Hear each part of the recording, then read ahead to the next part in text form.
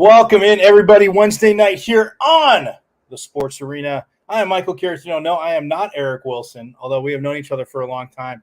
Him and Ray Lynn and Ty Ray, they're in Atlanta, GA, getting their stuff done. And it's awesome that they're there. We're bummed that they're not here with us. But, hey, there's still a lot going on in sports.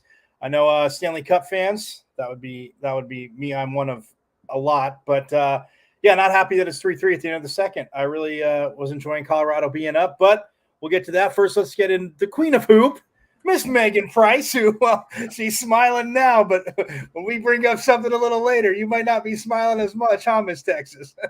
I'm going to try to be quiet. And so I don't cuss. I know. And let's get Mr. Orioles himself. What the Baltimore Orioles, man. I like that post today, by the way, too, John, from What a Show about in 1873 he couldn't work on Sundays, so they were mad in Baltimore. People went to watch the game. That's awesome. But and then we got a special guest. Look at that, Megan. Well, people always want to join us because, we're kind of a big deal. But Eric's not here, so we're not that much of a big deal. But JJ was kind enough to join us. What's up, my friend? How's it going, man? Welcome to the Sports Arena. Hey, listen, it's been a long week. I'm happy to be on the show. What's going on with you guys? Man, it's been an exciting week, to say the least, I guess. I'm happy the Stanley Cup Finals are here. I mean, game one finally, and love Colorado start. John, what did I say the other night? Real quick though, so on our first topic, Colorado can go line to line with Tampa. Now, I'm not taking nothing away from Tampa, but Colorado go line to line with them. You're muted, John. This favors Colorado so far, right? Because their problem is goaltending, and the best feature about the Lightning is goaltending, and it's a high-scoring game. At home, this has to favor the Avalanche going into the third period, being a 3-3 game. This isn't a type of game the Lightning want to play. They want to play a 2-1 game or a 1-1 type of game. They don't want to play a shootout. Right. I mean, and that's one thing. I mean, throughout the playoffs, granted, they answered back. I know they put up 5 against Toronto in round one. But, that first game against Toronto put up 5. And then when the Rangers put up 6 in that game, one of the Eastern Conference Finals, we saw it was the same. But, all right, we're going to get into it. Well, speaking of finals, let's get into it. Let's get into the NBA Finals. Game 6 tomorrow night in the Garden.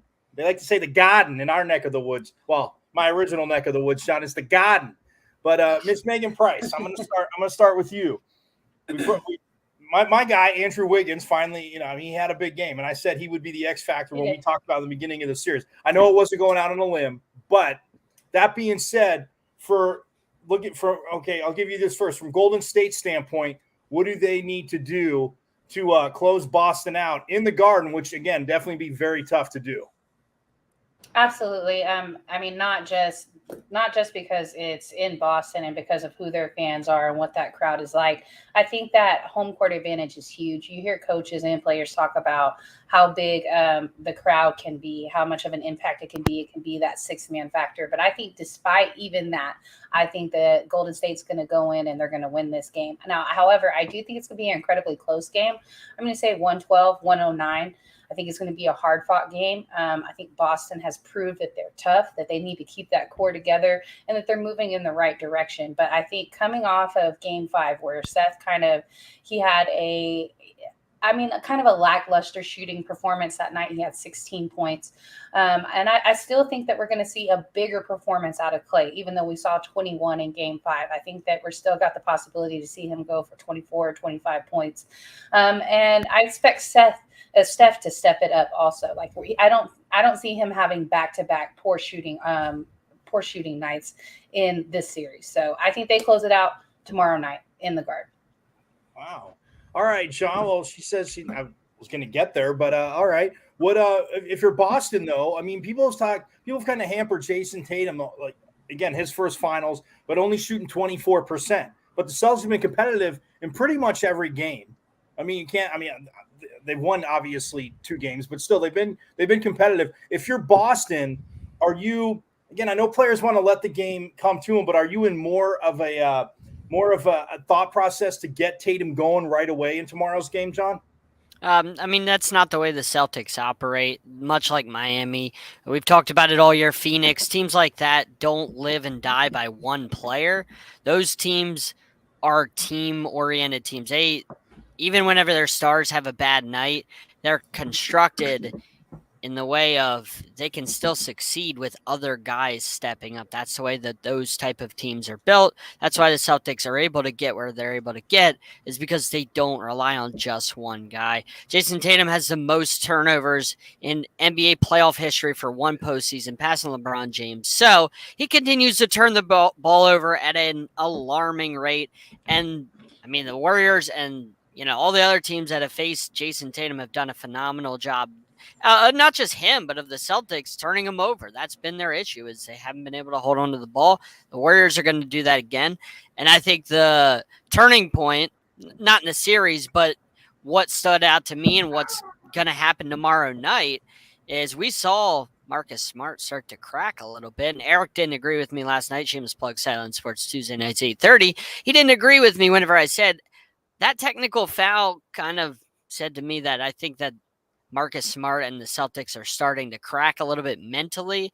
And I think this is what the Warriors do. They frustrate you. They hit long shots. Like, you think you got them, and then they just find a way to come back. And like, it's backbreaking. It breaks your spirit. And I think that the Celtics mentally are just going to cave in the second half tomorrow night. And I think the Warriors are going to pull away and win by double digits. It'll be a close game in the first half, but I think that the Warriors, they just break your spirit with Curry's long threes and Clay's, and it's deflating, man. Right. Okay, so JJ, he talked about the turnovers, but if you look at it, the turnovers in the series have been pretty even. The thing that, and one of the points that I've read about and even watching we've all watched with our own eyes, the Warriors have turned the ball over, but they're able to overcome those amount of turnovers. So Bingo. If you're the Celtics now, yes, obviously they don't want to turn the ball over, but why have the Warriors been able to overcome the turnovers that they've made? And the Celtics, who have, again, like John said, turned it over at a record pace, just they can't seem to have an answer. Well, to be honest with you, I think it's just the difference between a team that's won a championship and a team that's trying to win a championship. And for the most part, I don't even really knock Boston for them and their turnovers, because these are the top 5 defensive teams in the NBA. So turnovers are bound to happen. Of course, ideally, you want to eliminate the possibility of, as many turnovers as possible. But this is the NBA Finals. So I think it's less about the turnovers. It's about how the team just realizes coming to a game that you're playing against a top 5 defensive team. So these mistakes are going to happen, but how you respond for them. And to be very honest with you, yes, Golden State's up 3-2, but Boston has shown all season long that they've been able to find ways to still win despite the mistakes that they've made in these games. I think right now Golden State has the upper hand because they just won the most recent game. But I don't see these games and look at Boston as a team that just consistently cannot figure out how to overcome their turnovers, because they have won 2 games and they won the first game. So it's one of the games that nobody expected them to win, and they came out and win. And on the road and back home, Boston has been in 7-game series this whole postseason. So none of this is new to them. All of this is kind of like familiar territory to them, which is why I don't really hold their turnovers against them, because it's the finals. It's the finals. Fair enough, JJ. All right, so then I'll go counterclockwise. They both kind of gave their answers. So tomorrow night, do you see the Celtics forcing a Game 7, or do the hated Warriors go into the Garden and end the Boston season and get the championship? I absolutely see Game 7, because Boston, whenever they're faced up against it, has responded to the bell every single time. Mind you, they have experience playing a defending champion because they played Giannis in Milwaukee. So they know what they're coming up against. And they had to win that 7-game series by digging deep and going against a former championship caliber team. Sure, Chris Middleton wasn't there, but the team is still pretty much mostly intact. I think they're going to go to Game 7. I've always had this going 7 games, because I felt like this NBA finally got it right this year as far as the 2 best teams from each conference who had to go through. All right. You're later on the 2 best teams. John, you know what I'm getting at. Anyway, we don't think that. But John, John, so Nonsense. do you think the Warriors end it, or do Celtics force another 3,000-mile trip back to? Yeah, like I said, I think the Warriors ended. I mean, what I saw from Marcus Smart, I said it last night, and again, Eric didn't agree with me. Marcus Smart and Draymond are those type of guys that whenever you start to see them crack mentally, it all comes out on the court, and you could take advantage of that if you're the opposition. And I didn't like that from Marcus Smart in that technical, and that just says to me that maybe the Celtics are breaking a little bit. And just to prove a little point, JJ, the Golden State Warriors were the second worst team when it came to turnovers in the NBA. Boston was 13th. So Boston was a lot better in the regular season at turnovers. Golden State was the second worst team in the league, but yet they continually turn over the Celtics. Why? The Celtics aren't, like you guys asked the question earlier, the Celtics aren't near like the talented team that Golden State is. That's why Golden State can get away with what they can get away with these turnovers, because you have Steph Curry, you have Klay Thompson. You're at a disadvantage if you're Boston coming into this series. You don't have near the talent that Golden State has. Jordan Poole, Wiggins, Klay, Steph Curry, like you don't have near the talent if you're Boston. So you can't afford to turn the ball over like this. You don't have the coaching that the Warriors have it. Can you say that they don't Kerr, play better together, even though they're short in terms of rotation? Nobody plays better with the 7-8 game rotation than they do. But I'm just saying, like, if you're talent-wise, if you're the Boston Celtics and you're already at a disadvantage because the Warriors, we know what they can do at home with home court. They have home court advantage. You are at a disadvantage coaching-wise. You're at a disadvantage in every aspect going into this series, so you can ill afford to make any mistakes. And it's like going up against Tom Brady and giving him extra possessions. You just can't do that. I know Megan's about to deliver some facts on this, but can we look back to 2011? Was Miami, outside of LeBron, Dwayne Wade, Chris Bosh, a more talented team than the Dallas Mavericks? Yes. Oh, gosh, yeah. Wait, time out, JJ. Time out. Hold on. But you can't ask that to Megan. That's not a fair question to ask to Megan. No. Anybody's better than Dallas. I'm saying, no, Megan's coming up next. I was just saying, sometimes the most talented team doesn't No, always that win was a different because story, though, JJ, and you know that because Miami went into that series when Dirk was coughing before the series and he was sick. Miami was mocking him. LeBron and Wade were mocking him being sick, and the Mavericks took that personally, and the Heat took them lightly. The Heat did not play the game that that we know they could play. They took them lightly, and credit to the Mavericks for beating my Heat and winning the NBA championship. But if you play that series 10 times, Heat win that series 9 times. No, that's 2011. Okay, it's 2011. Megan. It's a different context. All right, but 2011. That's 2011. I get it. But Megan, so you're with tomorrow night. Golden State ends it. I am going to go with that. I've said ever since the series started that I felt like Golden State was going to end it in 6. But I will say that Boston put up a much stronger fight than I anticipated. Sorry, my dog is ridiculous. Hey, they're excited too. Give me 1 second, guys. They disagree with Megan. They got Boston. They got a Golden State in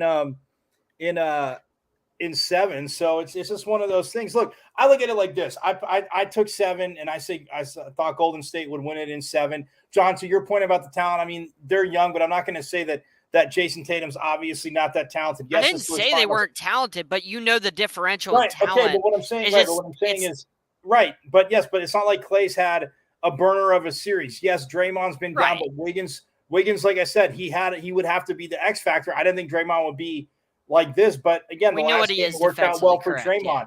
But I will end it on this, saying that when you look at both teams, for coaching wise, and I said it the other night, that the second half of the season, that Udoka is the second half coach of the year. I mean, Monty Williams won it for the full season, but that second half of the season, what he changed, what he got those guys to do, then that's what he did. You just had to slip a Phoenix Suns reference in there, didn't you? Right. I saw what you did. I'm not dumb. I know what you're doing. It's basketball. So I wanted to kind of chime in on this and say that even though I am taking Golden State to win this tomorrow night, I do want to say that we might be seeing the last of Draymond with Golden State. I feel like his fit with the team, I feel like the team has grown. It has changed. And I don't know that Draymond necessarily fits with them anymore. I do think that they're able to. Yeah, I do think that they're able to get one more championship with him there. But I think that we've seen the way Golden State operates change. But also, I want to shout out Boston coaching too. Rookie season, made it to the finals. Like, you got to give them some credit. They're no stranger to this. They're no stranger to this. They're not. I 100%, I 100% agree with that. So let's shift gears a teeny bit. We're going to shift gears to the NFL because contracts are getting done. Contracts have gotten done. Guys have gotten traded. People are reporting to minicamp. Everybody freaking out about, who's not going to be there from where in John's neck of the woods. Oh, Lamar Jackson's not going to show up. Funny, Lamar Jackson's there. Weird. I know. But all right, John, so I'll start with you. I mean, because I put it out there as contracts that need to get done versus players that just want to get extensions. Well, Lamar's going in, obviously, to his fifth-year option. So, yes, they want to get an extension done. What's he seeking, like 12.5 for a top 5 running back?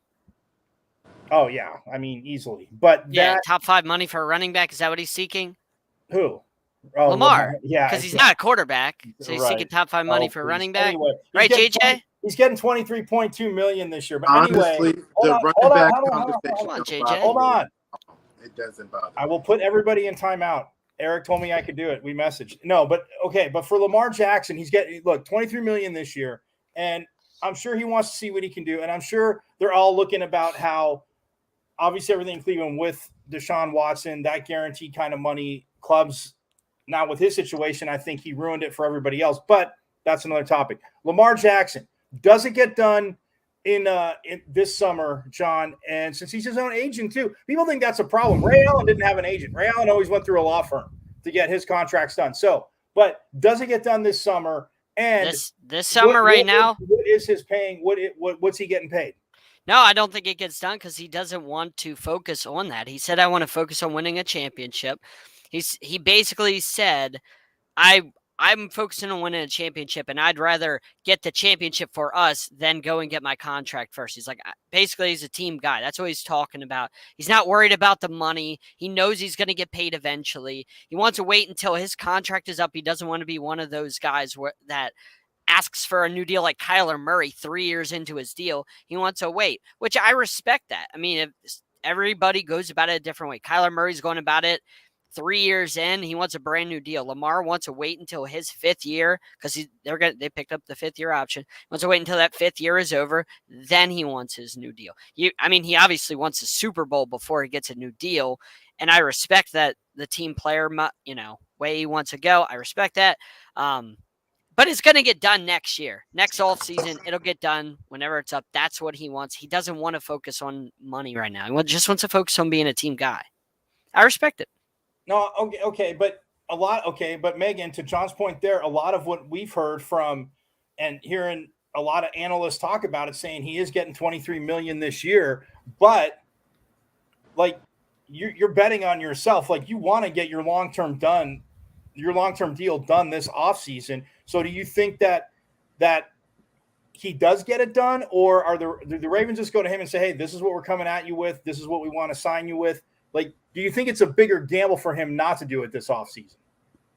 I don't think it's a bigger gamble. I think that Baltimore believes in him. I think they have their quarterback, whether you want to call him a running back or not. I think they have their quarterback and that they're happy with him. He's a mobile quarterback. I think that's the right way to describe him. John, you're so fierce with it every single time. But I love JJ. I think that they're happy with their quarterback. And I love what you pointed out, like that he's a team first guy. I think I absolutely get that vibe from him. And even if they have to go further and franchise tag him, and then he still comes back and gets his deal the next year, if that's how it works out because of the cap, and they're just like, okay, hey, in 2 seasons, we're actually going to pay you, but we're going to franchise tag you so that you can't talk to anybody else. I could see that happening as well. We saw Breonna Stewart do it this year. She took a 1-year deal with Seattle because they ended up paying a couple other people on their team. I don't think we're going to see Breonna Stewart leave Seattle. So that's just another, example of somebody who's about their team, and there's options to go away about it without having to get that ton of money right then before your contract's even up. And what you pointed out about Kyler Murray, I think I completely agree with. Well, like that is not team oriented whatsoever. I don't like guys that ask for a new deal 3 years into a 5-year. I just don't like that. And he doesn't even earn it. It's not like he's earned it after 3 years. Well, it drives a lot of people crazy. Yes, we've talked about that before. All right, JJ. So I see you chomping at the bit to get in at this. Okay. So I just want to precede this by saying I'm with John on this because I was pounding the table for the Cardinals back then to take Lamar Jackson. Because if you look at every year of his college career, even though I can't stand Bobby Petrino, he was running a pro-ish system, and he was more accurate the year after he won the Heisman than he was the year he won the Heisman. So Lamar improved every year. But that being said, your thoughts on, okay, if the Ravens aren't going to pay Lamar Jackson, JJ, then who are they going to pay? So I want to first address the Lamar as a running back comment, because to be totally honest with you, that part doesn't bother me. You have your opinion, but the fact of the matter is he's still around. He's regarded as a top 10, possibly top 5 quarterback in some people's eyes. So that's just your personal opinion. So that type of thing just kind of like water off the back of my shoulder. It doesn't really bother me. In terms of his contract, it's never been about whether the Ravens were going to pay him what he wants to pay him. The issue has always been about the term of the contract. Lamar wants 3 to 5 years. The Ravens want 5 to 7. The Ravens have no doubt in him as a quarterback. I mean, we've won with Trent Dilfer and Joe Flacco, and we've won by our own way. So we don't really care what people think about the quarterback that we have, because we believe in ourselves and our formula and our method. So it's no doubt that he's going to get paid. If you listen to the press conference of Steve Bisciotti and John Harbaugh, they have never, ever, not once said Lamar's not going to get paid. Lamar's not going to do this.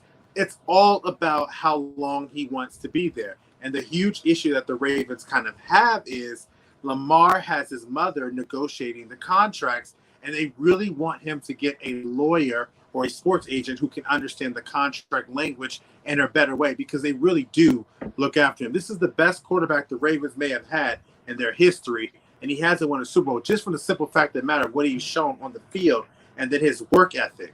Like, he comes from Broward County, and Broward County, it's all about, he does not feel he deserves what he's asking, what the people say he wants, until he proves a promise he made to this team, which is win a Super Bowl. So once he gets the Super Bowl, he's going to do this. If you look at every player that has sat here and played with the Ravens, they have all said he is the type of guy you want on your team as a quarterback. He is the type of guy that you want to build around. And the Ravens believe that. Like, we dealt with a quarterback that won a contract and just said, you know what, forget it. Who cares? Like, I'm just going to sit back and chill. But the thing about Lamar, and the Ravens know this, is once he gets a Super Bowl, he doesn't want to stop at that. He said he wants to be the Tom Brady of Baltimore, which means multiple Super Bowls. So we're going to take care of him. It's just a matter of how long the contract is going to be. And I just want to chime in and say most sports agents are lawyers, unless you're Kawhi Leonard and it's your uncle. Right. No, and that's the thing too. And I will say that, like I said, I did mention Ray Allen, but like you said, to your point, JJ, he had a law firm do his deal, so it was cheaper. He made more money off his contracts by paying them by the hour. And like you said, to understand a lot of that, not that he didn't or somebody couldn't. But we're gonna step aside. Hold on. I want to counter his points, because he made some really good points that I feel need to be countered. Like, just give me a minute. You got 30 seconds. Go. First of all, the best quarterback in your history is Steve McNair. Let's make sure we throw that out there. Make sure that that's right there, because Steve McNair was a Baltimore Raven. He's the best damn quarterback they ever had. He may not have the best years of his career there, but he's the best quarterback they've ever had. So make sure we address that. Troy Gary said about the Ravens having good receivers. When do they ever have good receivers? They haven't had good receivers since Steve Smith and Anquan Bolden. Hollywood Brown drops everything, so it's not like Lamar Jackson's missing all that much. The guy drops everything for Lamar. It wasn't Lamar's fault that this guy, when they played Detroit last year, almost lost the game because he can't catch a damn ball. That's not his fault. By the way, Lamar Jackson, they did try and offer him the money. They tried to offer him, they backed up the Brinks truck for him. And like I said before, he told them, no, I want to wait until my contract is over. I want to win a Super Bowl first, but I want to wait until my contract's over. So they did try and pay him this offseason. He just told him, no, I'm focusing on football, which I respect. Again.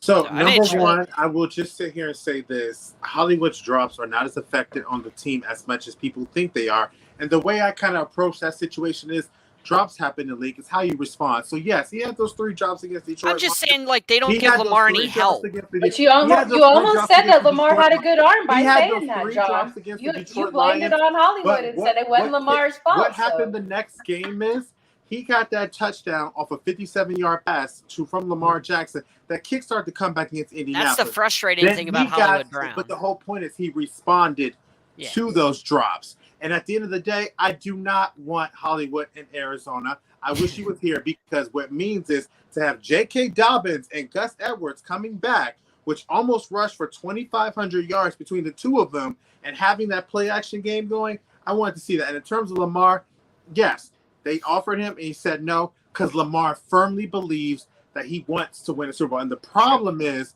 his mother is the main reason he backs himself being a quarterback because from day one in his childhood, his mother would not let him play any other position but quarterback. So to get him to not trust her to do his contract is a very treading the fine line type situation because it's almost telling him you don't trust him and his judgment on the person who's got his back on him. And so it's tough. And at the end of the day, I'm not worried because I know I've seen with the Ravens in terms of Steve McNair. Their culture, right.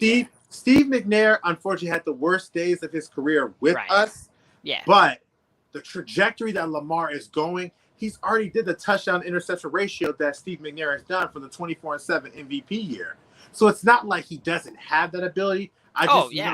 I never go against a guy with the hard work ethic and the determination to be great. He fits the Baltimore Ravens culture perfectly. Correct. All right, we're putting a pin in it because we agree he's going to get his money. I say it's this offseason. My bad, Megan. My bad, girl. That's a great conversation. I say it's this offseason. They will do it. He can still win a Super Bowl next year, but I think that long-term security is a smart thing for a quarterback to do. We're going to pay some bills, and we'll be back. Fun topic up next, and you're going to find out what it is. If you have a business, company, or product, and you want to reach the right audience, contact DB&A Television. DB&A TV reaches over 100,000 viewers a month and has advertising plans for all budgets.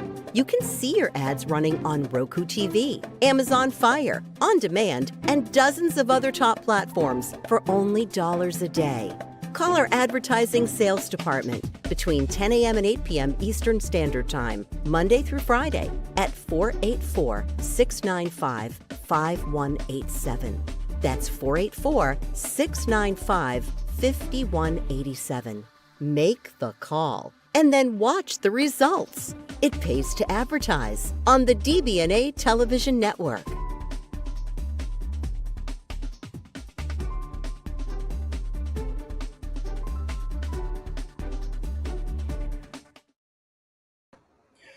Back here on the Sports Arena Wednesday nights, Michael Carrottenuto, and I am joined by the Queen of Hoops. Couldn't say hoop because you got to have 2 hoops on a court, so it's hoops. Hoops. Either way, she's a queen of it. That's Miss Megan Price.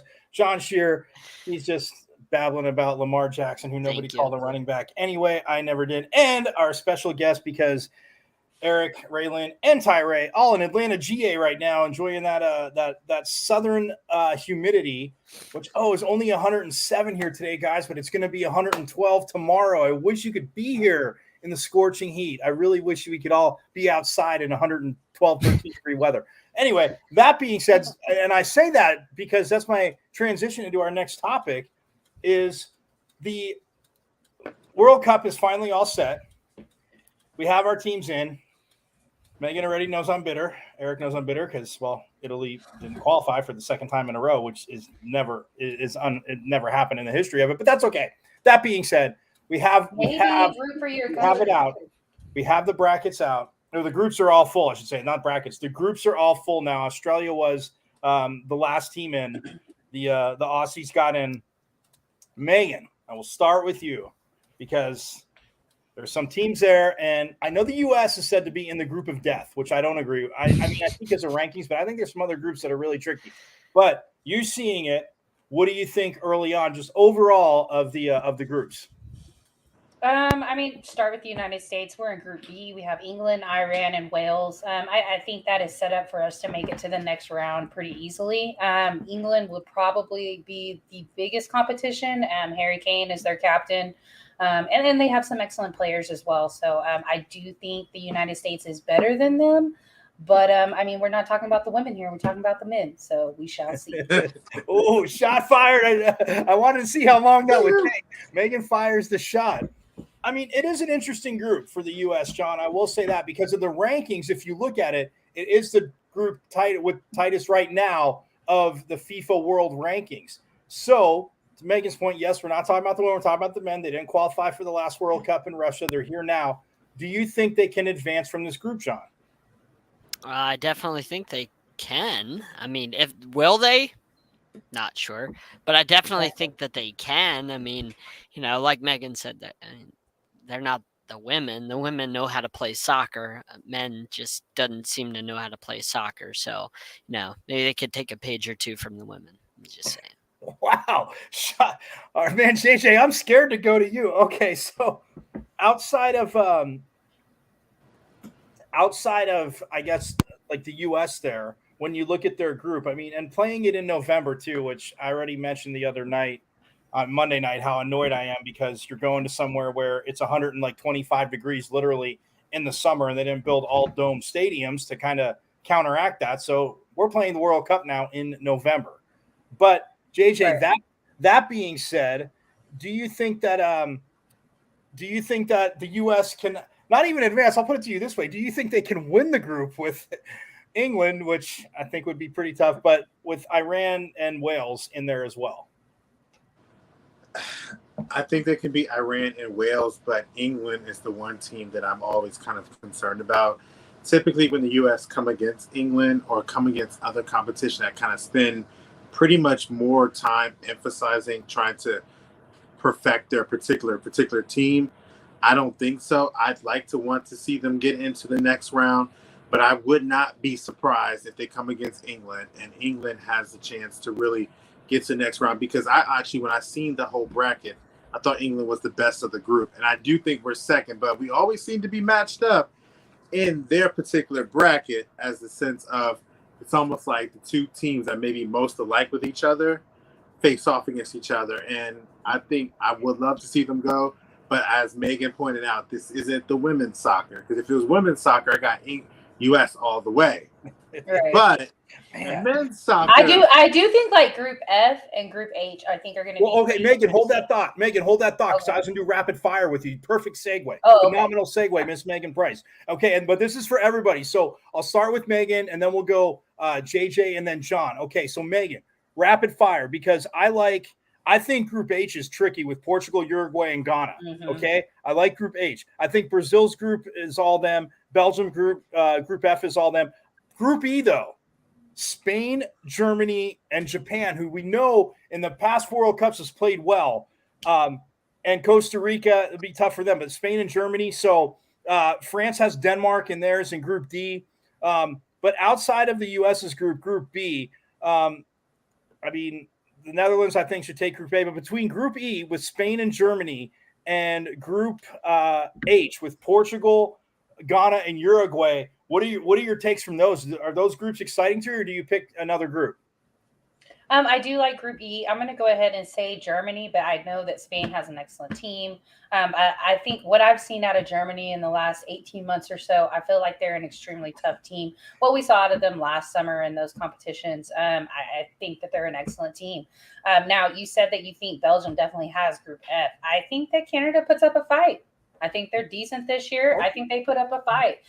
So for me, that one kind of stuck out. And then you said Portugal in Group H. I think the Korea Republic has some going for them too.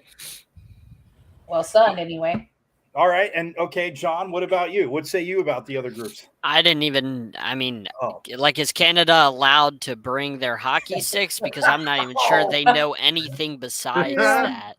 Free medical care and hockey, like John, they're and maple decent. They're syrup. decent. Now, I'm not saying they're great, but they're decent.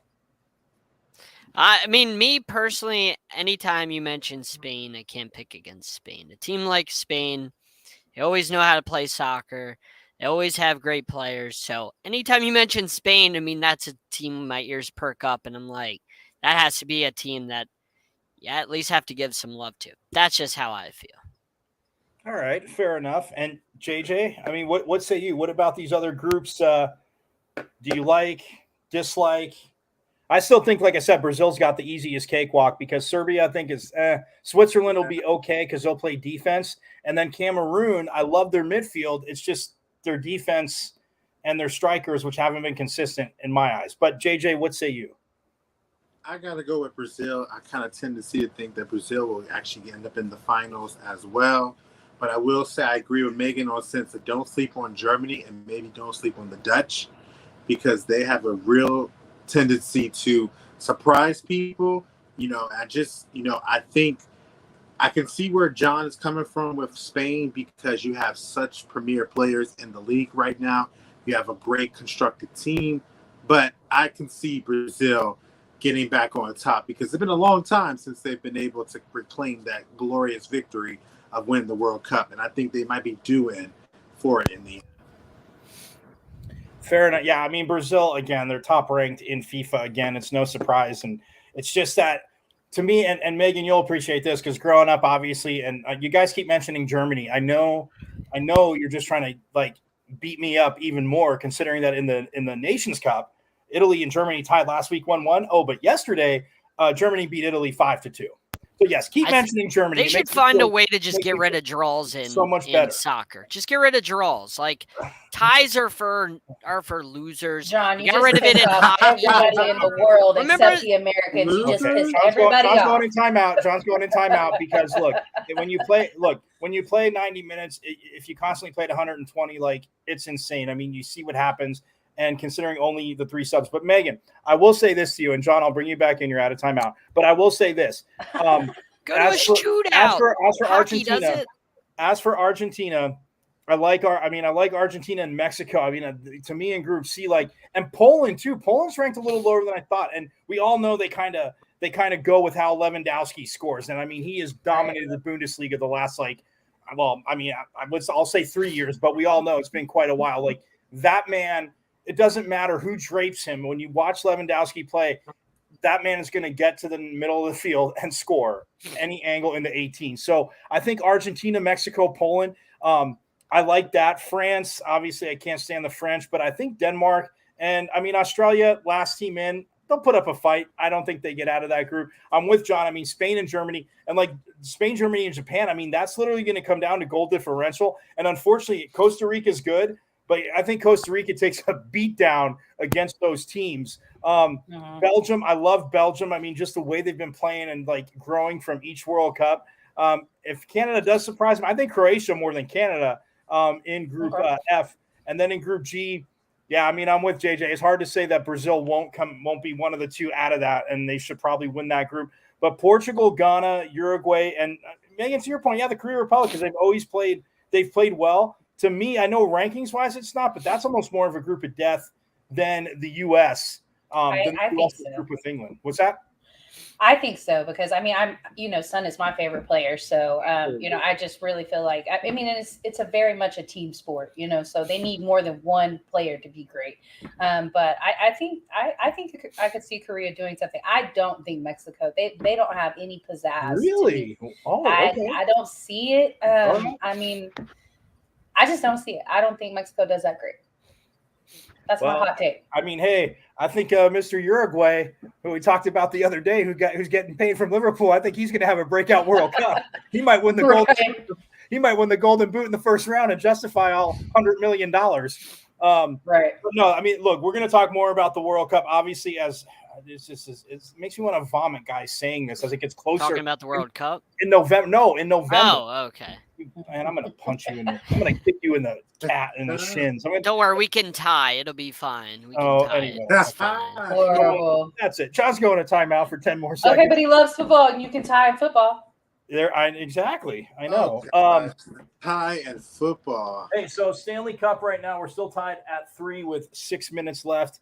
With 6 minutes Remember, left. the Raiders chose not to tie because they're like, screw this crap. We're not going to tie. Knock the Chargers out of the postseason. Right, and there's no Donovan ties. McNabb didn't even know you could tie. Remember whenever they tied, the Eagles tied in the game? Right. Didn't even know you could tie. Tying is stupid in all Aaron sports. Rodgers You shouldn't didn't be able to either, do but that. that's neither. I That's would neither here nor Aaron say Donovan McNabb did not pay attention to a lot when he was playing. All right, we're not going off rails with that. Chunky That's a soup. subject for when Eric's here, because then he can chime in on that. Just saying, man. All right, so, well, okay, Megan, we're going to get to this because obviously our boy Ray Lynn sent it to us. The trade, Christian Wood to the Mavericks from Houston, who just became a dumpster fire. Now after the best Harden team Westbrook, in and everybody wanted out. So Christian Wood is Best team headed in to Texas. Dallas now. Don't say it, John. the best team in Texas, man. I'm sorry, your Spurs Boot are him. like All right, but Megan, Our Spurs are what? We ain't worse They're than like- we ain't worse than the Rockets. We But ain't worse when than you the look at Rockets. We got the winningest coach of all time. We got he's the about to steals- go, We got man. the steals leader. Are you Your serious? We got winningest the coach is steals about to leader. like retire. Oh man, he is. All right, JJ, they're going to timeout. I'm just going to get this out there. They're going to timeout. The trade, which I wanted to get in, and I know Megan's bitter because Megan's a Spurs fan, but they agreed to trade the number 26 pick in this year's draft, and Boban, Trey Burke, Marquise Chris, Sterling Brown to the Houston Rockets in exchange for Christian Wood, according to the report, right? So, JJ, I'll start with you, then I'll bring the two angry ones back in, but do not cut JJ off while he's talking. This trade can't be completed until draft day, as we know. But when you see this trade for a guy that averaged, 17, just about 18 points, 10 boards last season, I mean, it's pretty good for the Mavericks if you add it to Luka, right? I agree. And I think what they've realized is I think they've seen that typically the big men in the league really need to be offensive threats. And with them, they didn't have that offensive threat with Dwight Powell and then their backup center. And I think even though he doesn't bring any type of defensive intensity, like a Rudy Gobert, who I said they should go after, he brings offense. And it might do him wonders being on a team that is expected to win and will win consistently. I like the move. I've seen what he does when he's on fire. And I think I've seen what he does when he's not happy about the situation that he's in. But I think with him being on this team with Luka, it's going to benefit because he's going to get opportunities. And that's going to give him a chance to see how he can become an effective player, which I feel like in Houston, he didn't think he had a chance to do. He had a chance to show what he could be about. Like, he's a young guy that if you're winning, he's great. If you're not winning, he's not great. And they typically, with Luka, they typically win. So, right. I think And okay, Megan, to that point, there was an incident, and it was in the article that Raylan sent over, but I remember it like he started pulling basically a James Harden wanting to get at it because it was such a train wreck in Houston last year. He delayed shoot around because he late for shoot around because he delayed a COVID-19 test. But that being said, with a team that just went to the Western Conference Finals, I think he'd kind of be in the right headspace, and I don't think that Jason Kidd would really tolerate it. So as tough as it is for you, is this a good move for the Mavericks? Oh, absolutely. They improved immensely. And don't take away from that at all. Just because I'm a Spurs fan, great move for them. Great pickup for them. They had some center depth issues. We know that while Boban's size is there, and he is a bit of a rim protector, he's not a scorer. So you're going to get a walking double-double from Christian Wood. That is who he is, literally. Now, but beware, because, the Wings picked up a walking double-double out of Tierra McCowan from Indiana, and she has not fit in well with Dallas. And so, and so we just have to see how it works out and see if he fits in with that offense. And like you said, because Jason Kidd is a bit of a bull when it comes to being the coach that he is, you can't play around with him, and I respect that. But also, I just want to shout out Mark Cuban, and it pains me to say all these things. I hope y'all know it pains me to say all these things, but to be unbiased, shout out to Mark Cuban, who is now he became a middle person for prescription drugs, and he's getting he has a company that's getting out drugs for a reasonable price to people that could not afford it. And I mean, we're talking like insulin, all kinds of things at a reasonable price. And if you don't have insurance, it doesn't matter. So just what a humanitarian move by Mark Cuban, and I love that.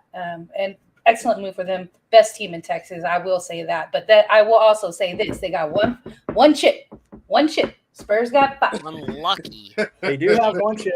They do have one chip, like she said, Johnny. Yes, I was gonna say that for you because I did see that about Mark Cuban. I was going through stuff, and yeah, I mean, I know he's been difficult, and he's always been kind of in that showboat on the court, whatever. But yeah, obviously, what a move! What a move! I love it. But John, so when you look at I mean, okay, Houston's gonna get. Obviously, they're going to the 26th pick, and they're just trying to clear out because obviously it's been blown up. So, since it's easy to pick on Houston, but from their side, how can they grow from here? How can Houston improve fast and kind of get on track? Well, getting rid of Wood doesn't help that. This isn't the NFL draft where it's a first-round pick, 26 overall, and that actually matters. This is the NBA draft where these first-round picks rarely pan out, especially whenever you go to the 26th pick in the NBA draft.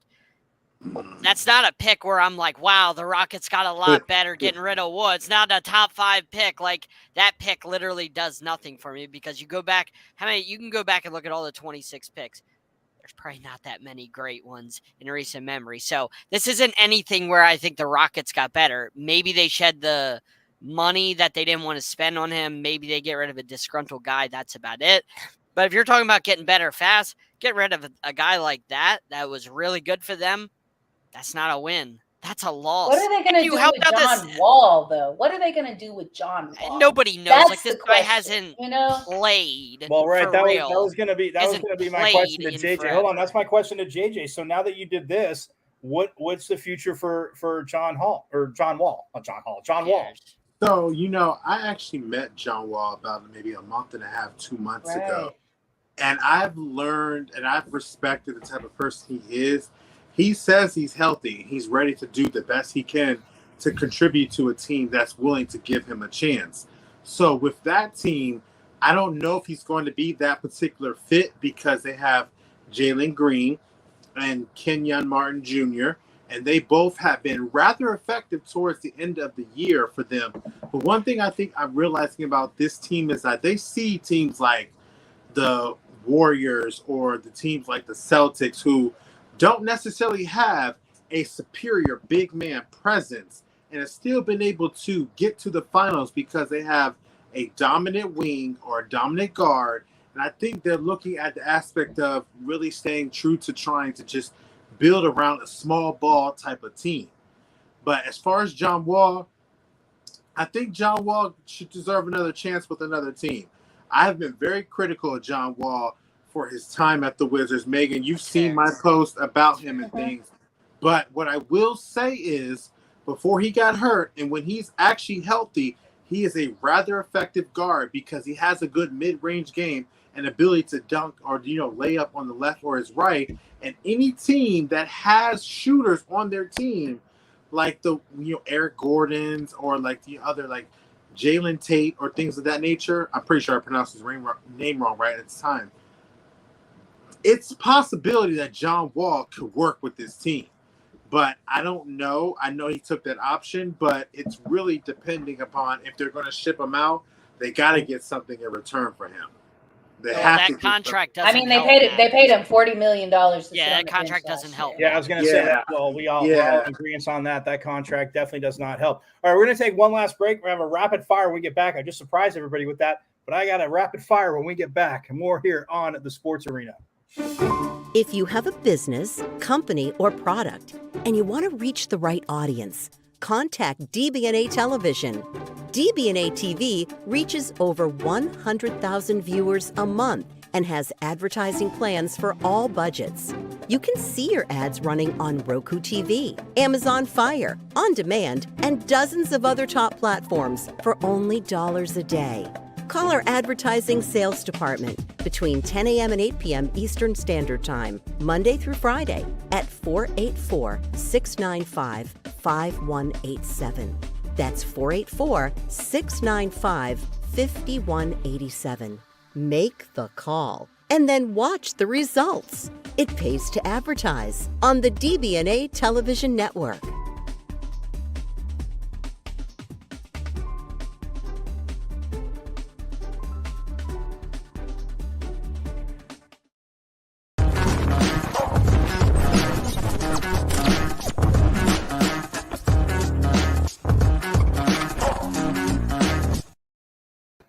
All right, back here on a Wednesday night. Let's get the crew back in as Megan Price joining us. JJ kind enough to step up since Eric, Raylan, and Tyree are all in Atlanta, getting it done, crushing it as we come back. So Megan, this is my rapid fire. I like that rapid fire, Mike McCarthy. Not till the end of the year, so we can get Sean Payton. That was good.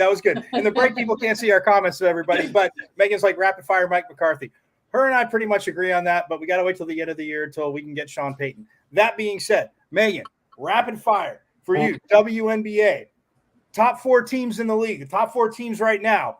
Will one of them win the championship? Are the top 4 guaranteed to win a championship? Yeah. I definitely think so. I think the Aces, it's theirs to lose. The Sky are built for the postseason, though, whether they are necessarily the best team in the regular season. I think the Connecticut Sun definitely improved by adding Courtney Williams. And then the number 2 team in the West is who? Seattle? Is that right? I think Seattle has a chance. I'm telling you right now, Yeah, the two people that could possibly make MVP, in my opinion, are Asia Wilson and Breanna Stewart. So I absolutely think who. All right, you ruined my second rapid fire. Thank you. For you. All right, rapid Like, fire. what is this nonsense? You just gonna skip over one of the 3 teams with double-digit wins? Thanks, Megan. John. Appreciate that. Well, you're. No, you're excellent, and way better than I anticipated. When you lost Tina Charles and Mieseman, I didn't think Washington was going to be that. But Ariel Atkins and Natasha Cloud are ballers. Okay, timeout. Okay. Viewers, rapid fire means not to go off the subject like I do. They always blame me for doing this. Rapid fire, but Megan did answer it, so all right, fair enough. Now I'll get the crew back in. John, MLB rapid fire. Okay. The Yankees and the Mets are the 2 best teams in their respective leagues right now, American National League, right? Which team gets chased down? Okay, do you think one, both, or neither of those teams will finish at the top in the regular season? Will be the at the top of their leagues? The Mets will get chased down. I mean, they're the Mets. They always find a way to blow it. The Braves, going into tonight, won 13 games in a row. I mean, the Mets always do this. It doesn't matter if, DeGrom's been out, Scherzer's been out. It's the Mets, man. Like, we've seen them melt down. They do it anytime, anywhere. It's what the Mets do. It's one of those teams, kind of like the Browns or the Lions. It's just one of those teams where at some point somewhere, you think that they're going to do well. You think that, oh, wow, they've turned a corner. No, they're the same old franchise. And the Mets are always going to be the Mets. Wow. Everybody hating on the Mets. All right. I don't hate on them. It's just history I'm says just saying, if they always melt down. If Scherzer and DeGrom come back, it'll be very different. All right, JJ, your rapid fire. Steph Curry and Klay Thompson combined for 70 points tomorrow night. Ooh, I don't know, because I don't know if this particular Game 6 is going to be the typical Game 6 we've seen from Klay. Because one thing I've known about Boston, when they lose a game, they respond in a way that is better than most teams who make adjustments. And he's going to be matched up against Jaylen Brown and possibly Marcus Smart and Derek White. And Boston is a superior defensive team. And I think at home, I can see Boston getting ahead early and possibly negating Klay. Steph is going to do what he's going to be doing, But I think typically this is house money for Boston to come home and seize it and make one of those two guys a non-factor. And I think more than likely it's going to be Clay. All right. I like it. Okay. So my rapid fire. What's your this rapid first fire? game of the Stanley Cup Finals is going into overtime, tied at 3. Colorado had 3 first period goals. Tampa had 1. Tampa got 2 in the second. Obviously, nobody scored in the third. So my rapid fire, I'm just going like this.